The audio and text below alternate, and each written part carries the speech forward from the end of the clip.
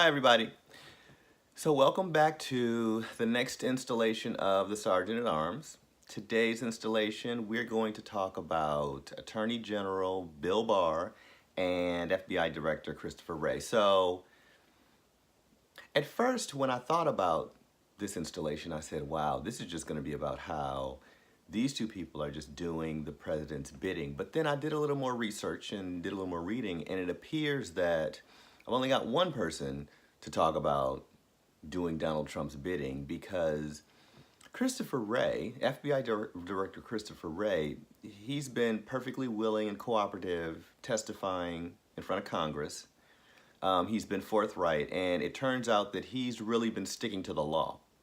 And so the part that distresses me is, in this article, it discussed the trail of people who, when they stuck to the law and they held every person to the law, including at POTUS, at real Donald Trump, they seemed to come to a abrupt demise. Their tenure came to an abrupt demise. And when I look back, I thought, you know what, that's right. All of the people who say, well, you know, the law says this and the law says that, and didn't kind of stick to a blatant loyalty, a blind loyalty for Donald Trump, they came to a quick departure. Christopher Wray recently testified that, you know, he didn't think that the way AG Barr handled the revelation of the Mueller investigation well, and he didn't think that using the term spying was a good choice of description for what actually took place. That apparently has not been received well by the White House. And the suggestion was that Christopher Wray's on his way out next, which makes sense as well, because again, if he's following the law and he's saying, you know, the law says this, and in the law we should really be paying attention to this, and stopping short of saying our president isn't doing that, he's still saying our president isn't doing that. But I think the larger question we need to think about is, do we have a law-abiding president, or is he not a law-abiding president? And I think the answer is we have a president who's not law-abiding. He doesn't like people who put the law in front of him and say, this is what you should not be doing, or the law says this, so you shouldn't do that. He wants to just go right around all of that. He wants to, and again, for his purposes, the fact that a sitting president can't be indicted, loves that. I'm sure that is just like at the top of the list of perks he has as president of the United States, and you know he's just loving that.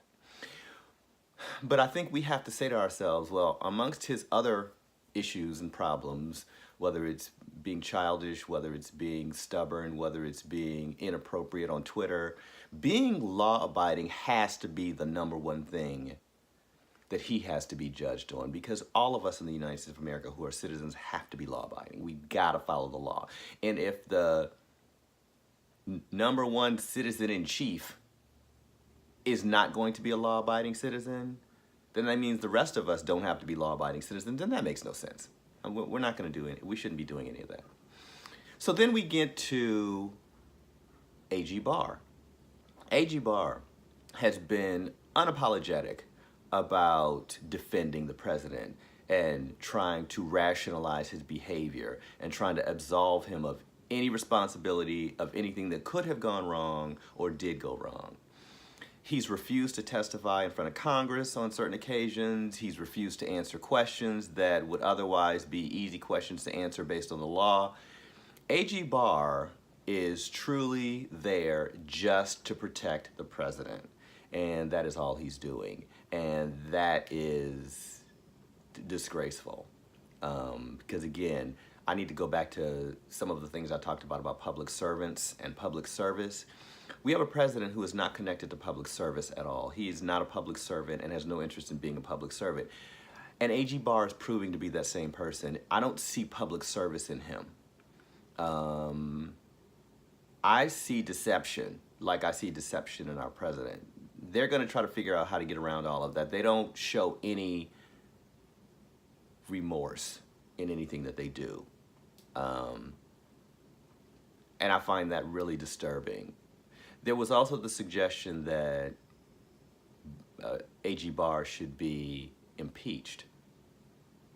I think that should be taken seriously. The idea that President Trump should be impeached, I think, is a waste of time, waste of resources, waste of taxpayer dollars. Let's just not do that. Let's focus on, okay, we need to find a new president. We need to elect a new president.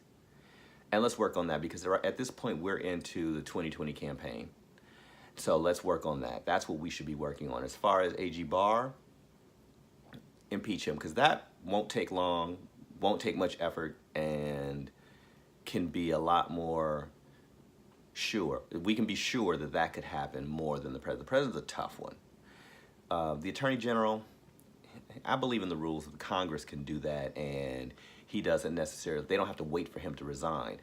A president getting impeached still has to resign, which is why, like in Bill Clinton's case, he didn't resign, so he still remained president. Richard Nixon got impeached, and the only reason he was not president anymore is because he resigned. So we have to remember that that's a battle we don't want to be fighting. But I think this Attorney General Barr thing, I think that really needs some attention. And I think Congress really, as they go through a further investigation and a further probe into the Mueller report, I think that would be worth dealing with. And I think that would be worth asking a lot more questions about to potentially get to that result, which is he needs to be impeached because he's not cooperating. He's not functioning as a public servant. He's really there to just be the watchdog for the bad behavior of the President of the United States. So that's where we are with the FBI Director and the Attorney General. Let's keep tweeting about it. Make sure you send your tweets to @POTUS, @RealDonaldTrump. Send tweets to me at SGTATARMSUSA. And we have to keep this discussion going at least until the end of 2020. So with that, I will close this installation of the Sergeant at Arms, and I'll see you next time.